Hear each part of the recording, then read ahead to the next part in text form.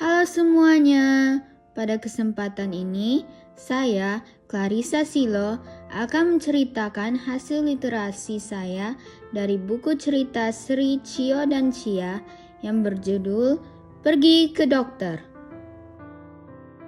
Buku ini ditulis oleh seorang penulis berkebangsaan Turki bernama Figen Yaman Çosar. Buku ini diterjemahkan dan diterbitkan oleh PT Gramedia pada tahun 2020 dengan jumlah halaman sebanyak 20 halaman. Alasan saya memilih buku ini sebagai bahan literasi saya adalah: pertama, nama tokoh di buku ini mirip dengan nama panggilan saya dan adik saya di rumah, yaitu Cio dan Cia. Alasan kedua, karena isi ceritanya mirip dengan apa yang pernah saya alami. Cerita dimulai ketika Cio dan Cia sedang bermain, lalu tiba-tiba Cio merasa sakit perut. Cia memberitahu bahwa dia juga pernah sakit perut. Ibu kemudian membuatkan semangkuk sup panas. Setelah memakannya, Cio merasa sedikit membaik, akan tetapi sakit perutnya tidak hilang sepenuhnya. Cio kemudian memberitahu ibunya bahwa sakit perutnya belum hilang dan ia takut kalau harus dibawa ke rumah sakit. Cio cemas sekali saat tahu bahwa ibunya telah memanggil ambulans untuk membawanya ke rumah sakit. Setibanya di rumah sakit, Cio melihat pasien diturunkan dari ambulans dengan kursi roda. Cio semakin cemas dan lemas.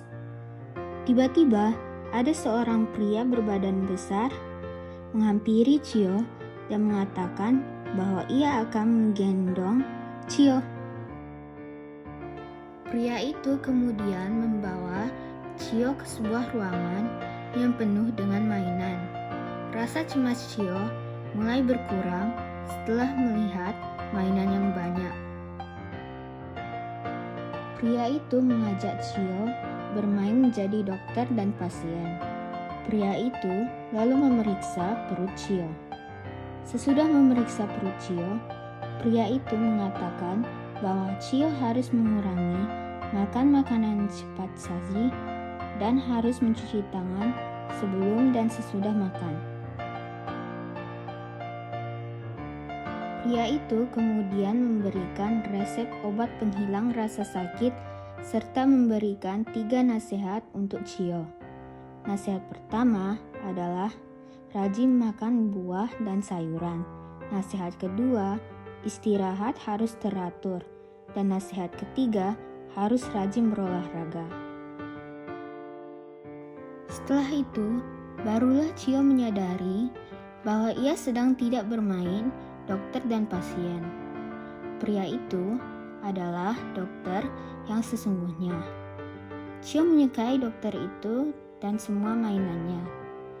Ia tak sabar untuk menceritakan pengalamannya kepada Cia. Cio berjanji kepada ibunya bahwa ia akan menuruti semua nasihat dokter dan tidak takut lagi ke rumah sakit.